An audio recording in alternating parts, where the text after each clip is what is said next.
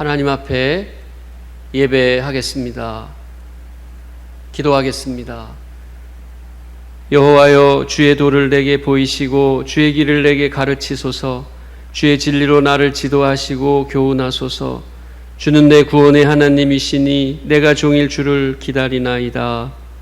거룩하신 주님, 코로나19 질병과 여러 재난 가운데서도 주님을 의지하게 하시고 거룩한 주일 주님 앞에 예배하게 하시는 은혜를 감사합니다. 우리 모두 겸손하게 주님을 바라보게 하여 주옵소서. 약한 마음 강건하게 해 주옵소서. 믿음에 서게 하시고 주의 구원을 보게 하시고 진리의 길을 걷게 하여 주옵소서. 이 시간 주 앞에 예배할 때에 회개하는 마음, 또 믿음과 순종하는 마음으로 예배하게 해 주옵소서. 성삼일체 하나님께서 우리의 예배를 받아주시기 원하옵고 예수 그리스도의 이름으로 기도드립니다. 아멘. 다 같이 찬송가 488장을 찬송하겠습니다.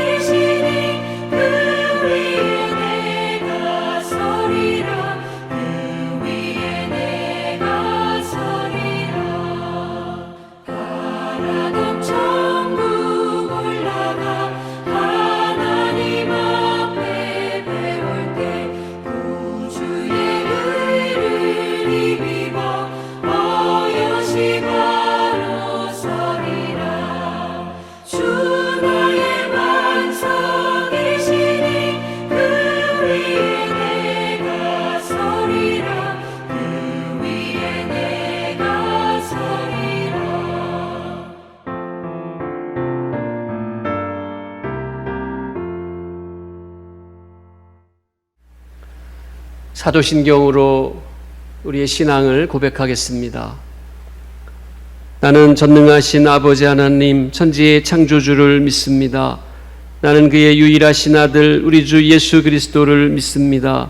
그는 성령으로 잉태되어 동정녀 마리아에게서 나시고 본디오 빌라도에게 고난을 받아 십자가에 못 박혀 죽으시고 장사된 지 사흘 만에 죽은 자 가운데서 다시 살아나셨으며 하늘에 오르시어 전능하신 아버지 하나님 우편에 앉아 계시다가 거기로부터 살아있는 자와 죽은 자를 심판하러 오십니다.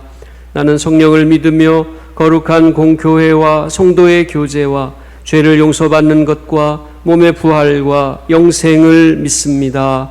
아멘. 성시교독은 교독문 45번입니다.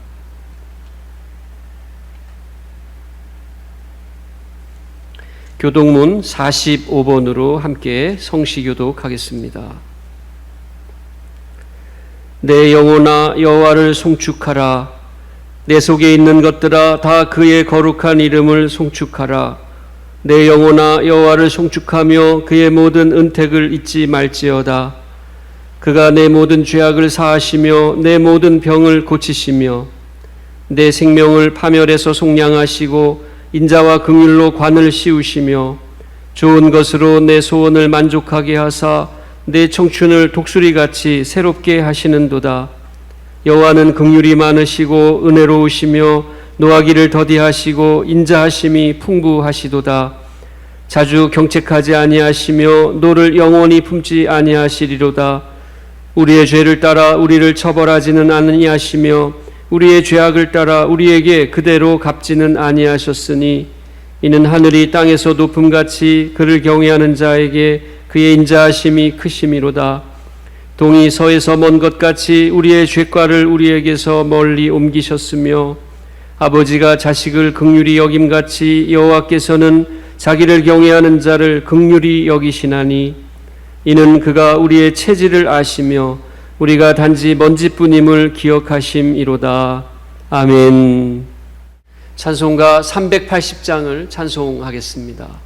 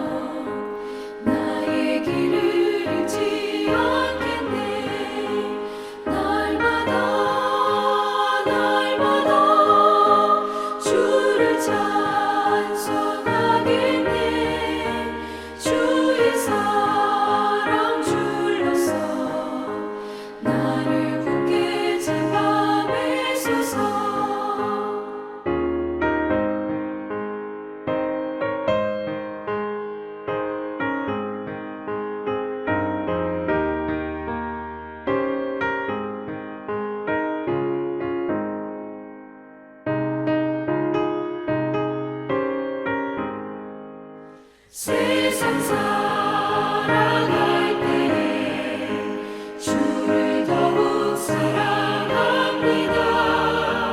발걸음 난 천국에 나의 영혼 들어가겠네. 날마다 주를 찬송하겠네. 주의 사랑 줄로서 나를 굳게 잡아 매소서. 아멘.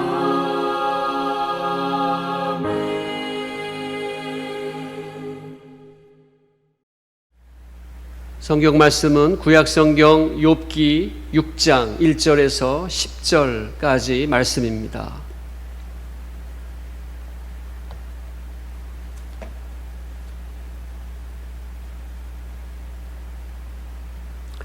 욥이 대답하여 이르되 나의 괴로움을 달아보며 나의 파멸을 저울 위에 모두 놓을 수 있다면 바다의 모래보다도 무거울 것이라. 그러므로 나의 말이 경솔하였구나. 전능자의 화살이 내게 박힘에 나의 영이 그 독을 마셨나니 하나님의 두려움이 나를 엄습하여 치는구나. 들나귀가 풀이 있으면 어찌 울겠으며 소가 꼴이 있으면 어찌 울겠느냐? 싱거운 것이 소금 없이 먹히겠느냐? 달게 알 흰자위가 맛이 있겠느냐? 내 마음이 이런 것을 만지기도 싫어하나니 꺼리는 음식물같이 여김이니라. 나의 간구를 누가 들어줄 것이며 나의 소원을 하나님이 허락하시랴. 이는 곧 나를 멸하시기를 기뻐하사 하나님이 그의 손을 들어 나를 끊어버리실 것이라. 그러할지라도 내가 오히려 위로를 받고 그칠 줄 모르는 고통 가운데서도 기뻐하는 것은 내가 거룩하신 이의 말씀을 거역하지 아니하였음이라. 아멘.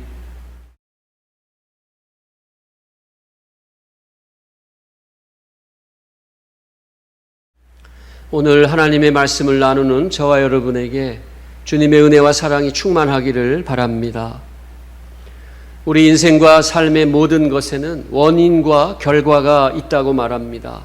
그것이 인과론입니다.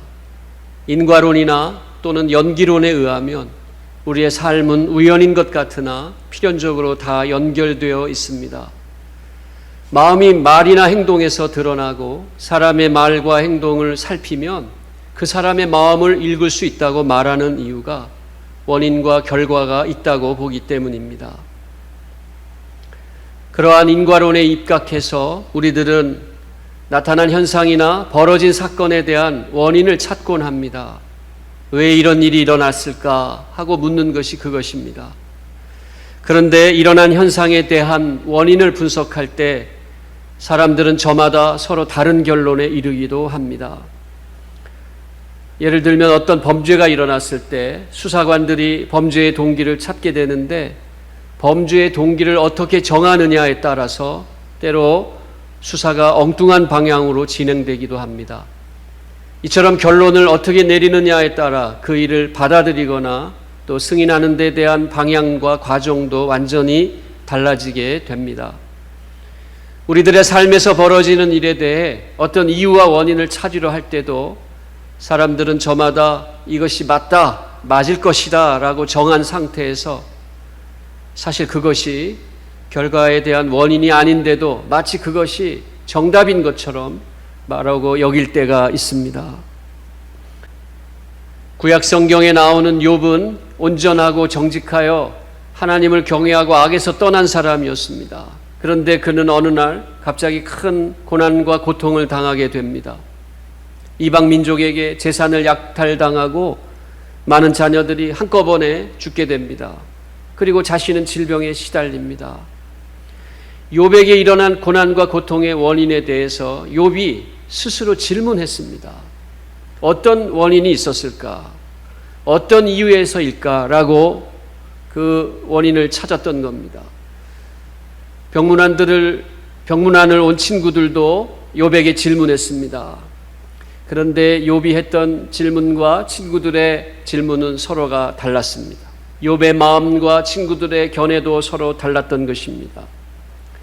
욥을 위로하기 위해 멀리서부터 욥을 찾아왔던 욥의 세 친구들 앞에서 욥은 자기 생일을 저주한 바가 있습니다. 자기 태어난 것을 탄식하고 그 날을 저주했습니다. 자신을 잉태한 어머니의 태마저 부정했습니다. 욥의 마음이 너무나 괴로웠기 때문입니다. 그러나 그는 처음에 현실의 고통을 부정하고 자신의 출생을 저주했지만 하나님을 원망하거나 저주하지는 않았다고 말씀했습니다. 우리는 욥이 생일을 저주하고 자신이 태어난 모태를 부정한 말에 대해 욥이 하나님을 부정하고 하나님을 원망한 것이라고 성급하게 생각할 수 있습니다. 욥이 신실한 믿음을 가졌다고 하면 뭐든지 감사하고 기뻐해야 맞다고 생각하는 겁니다. 우리는 여기서 신앙과 삶을 일치시킨다는 것이 무엇인가를 잘 생각해 볼 필요가 있습니다. 신앙이란 초월적인 무엇인가를 믿는 것인데 반해 우리의 현실적인 삶은 결코 초월적이지 않기 때문입니다. 초월적인 신앙과 초월적이지 않은 현실의 삶을 일치시킨다는 것은 무척이나 어려운 것입니다. 그래서 자칫하면 신앙을 가진 사람들이 미친 사람 소리를 들을 수 있고 또 자칫하면 믿는다고 하는데 믿음이 없는 사람처럼 평가되기도 하는 겁니다. 예를 들면 장례식에서는 슬픈 표정을 지어야 하고 결혼식에서는 환한 표정을 지어야 하는 그런 상식이 있습니다. 호상이라고 해서 장례식에 눈물보다 기쁨이 더해지는 장례도 있긴 하지만 사실 죽은 사람을 애도하는 장례식은 슬픈 예식입니다. 그런데 천국을 소망한다고 해서 장례식에서 호호하고 깔깔하면 비상식적인 것입니다. 아무리 호상이라고 해도 부모님의 영정 앞에서는 웃을 수 없는 것이 상식적인 것입니다.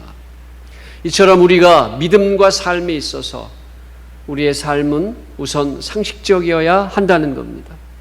삶의 희노애락은 상식적인 겁니다. 하지만 반면에 믿음은 초월적인 것입니다. 삶의 상식을 때로 뛰어넘기도 합니다.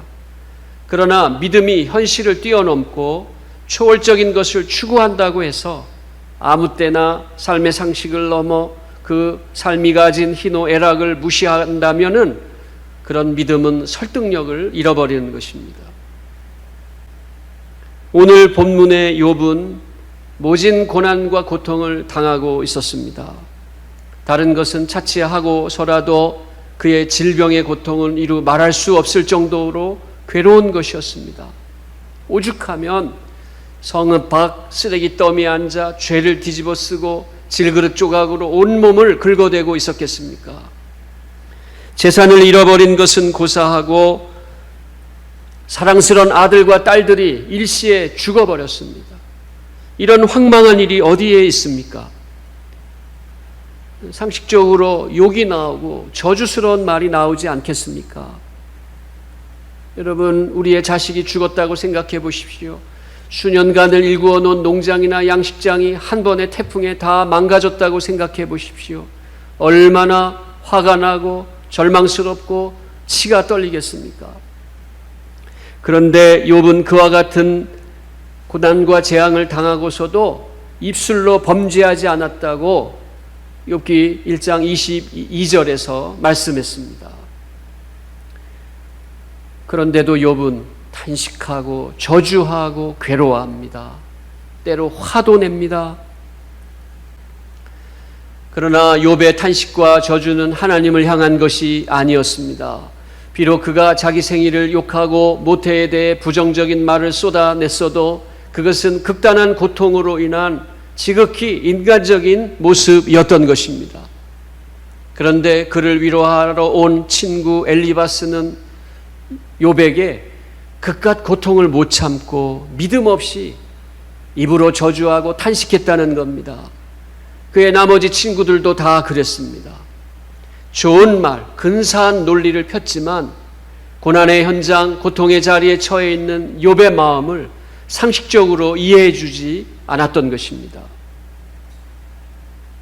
요즘 말로 하면 믿는 사람 돼가지고 감사하지도 않고 그렇게 자기 괴로움을 적나라하게 표현해야 되겠느냐 핀잔하는 것과 같은 것입니다.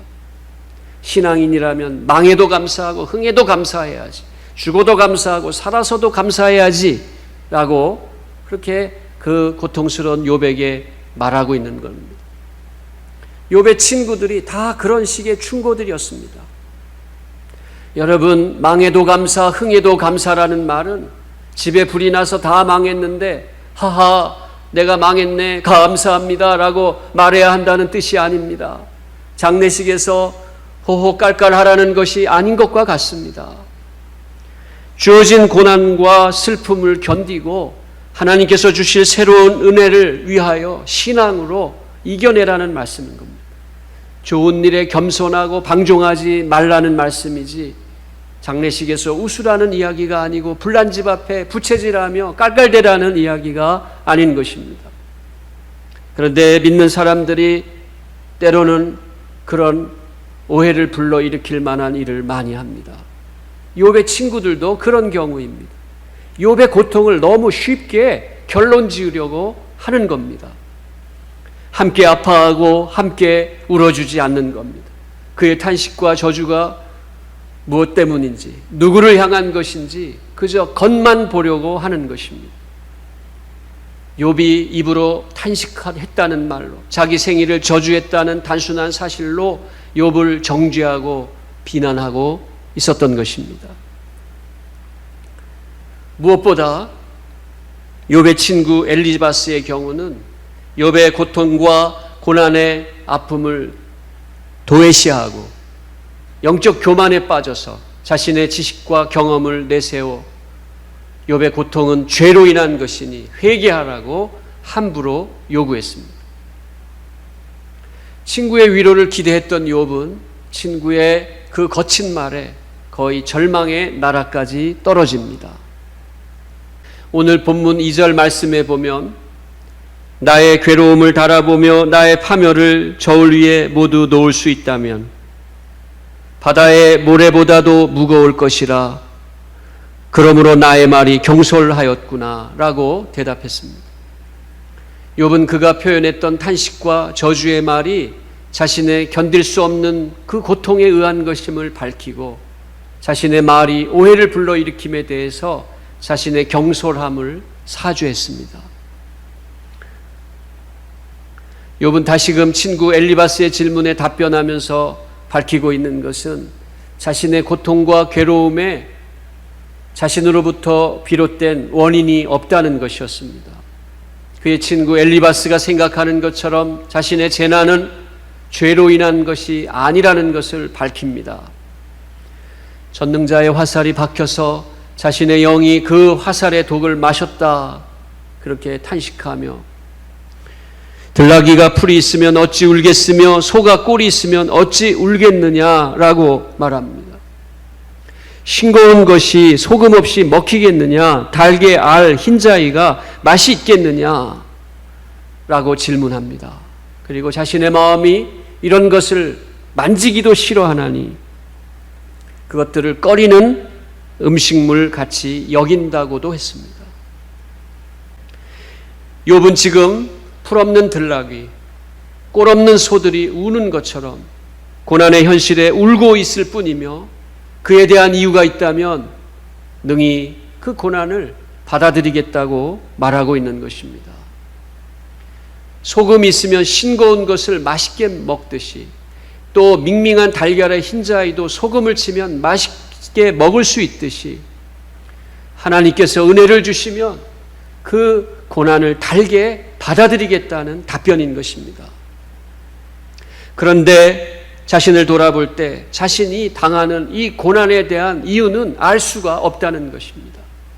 죄를 지은 바도 없고 하나님께 불경을 저지른 일도 없다고 말하고 있는 겁니다. 그는 8절 이하 9절 10절에서 다음과 같이 말합니다. 나의 간구를 나의 소원을 누가 들어주겠느냐라고 한 번 더 탄식하며 하나님이 자신을 멸하시기를 기뻐하사 자신을 끊어버리실 것인데 그러할지라도 자기는 오히려 그 일로 위로를 받고 그칠 줄 모르는 고통 가운데서도 기뻐하겠다는 것입니다. 그 이유는 자기가 거룩하신 하나님의 말씀을 거역하지 않았기 때문이라는 겁니다. 여러분, 욥기의 기록은 우리 흔히 문학적으로 3인칭 전지적 작가 시점이라고 말할 수 있습니다. 다시 말하면 본문에서 전하는 욥의 말은 그저 욥이 하는 이빨린 소리가 아니라 객관적으로 3인칭 시점으로 그의 진심을 보여주는 말인 것입니다. 그가 이유 없는 고난과 끊임없는 고통 가운데서도 위로를 받고 기뻐할 수 있는 것은 오직 거룩하신 하나님 말씀을 거역하지 않았기 때문이라고 말하는 겁니다. 욥은 이유를 찾지 못하는 고통과 고난을 겪으면서 자기 생일을 저주하고 어머니의 태를 부정하면서도 하나님의 말씀을 붙들었던 것입니다. 이 세상의 모든 것을 저주하면서도 하나님을 저버리지 않았고 뿐만 아니라 설사 하나님께서 자신을 깨뜨리고 멸하고 끊어버리신다고 해도 하나님으로 인하여 하나님 말씀으로 인하여 그 고통 속에서도 기쁨을 삼을 것이라고 말씀하고 있는 겁니다. 여러분, 욥의 고난은 3인칭 전지적 작가 시점에 의하면 의인의 고난이었습니다. 그러나 우리의 삶을 우리는 전지적 작가 시점으로 들여다볼 수 없습니다. 그러기에 우리는 고난의 현실 속에 있는 욥처럼 우리가 당하는 고난이 어디에서 오는지 알 수가 없는 겁니다. 그래서 그 어느 누구도, 아니 나 자신도 함부로 내가 의인의 고난이라 혹은 죄 때문이라 결론 내릴 수가 없는 것입니다. 여러분, 욥은 의인으로서 지금 더 깊은 하나님의 신앙으로 나아가는 중입니다. 지금 현실에서 여러 가지 어려움으로 당하는 우리 고난이 하나님께 더 가까이 나아가는 통로가 되어야 하는 것을 믿으시기를 바랍니다. 저와 여러분이 욥의 대화를 통해 희노애락의 상식을 지키고 초월적인 믿음의 세계로 나아가기 위해 회개의 자리, 또 거룩한 하나님의 말씀의 자리로 한 걸음 한 걸음 전진하실 수 있기를 바랍니다. 기도하겠습니다. 사랑과 구원의 주님, 고난을 통해서 우리의 믿음이 깊어지게 하시니 감사합니다. 고난도 유익이고 고통도 우리를 성장케 함을 알게 해 주옵소서.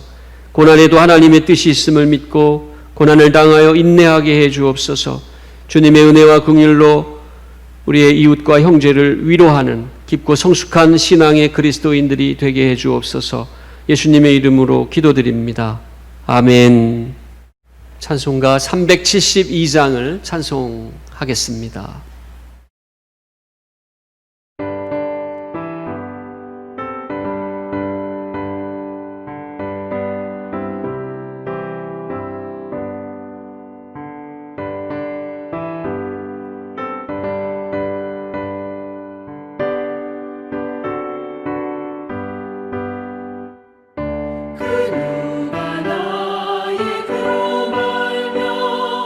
또 나의 슬픔